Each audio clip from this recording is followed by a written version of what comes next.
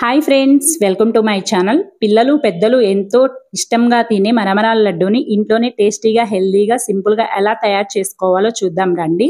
నేను 5 కప్పుల క్వాంటిటీతో అయితే తీసుకున్నాను. ఇలా మరమరాల్ని డ్రై రోస్ట్ చేసి ఒక 2-3 మినిట్స్ తీసేయాలి పక్కకి.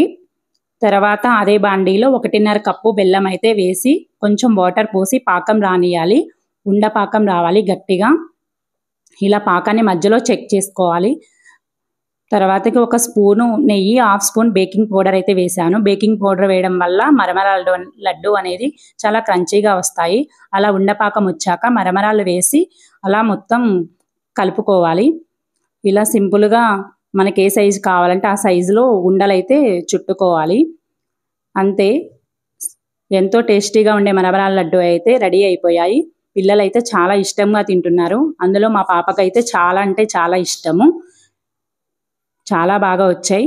మీరు కూడా ట్రై చేయండి. ఎలా వచ్చాయో కామెంట్ బాక్స్లో కామెంట్ చేయండి. Thank you friends.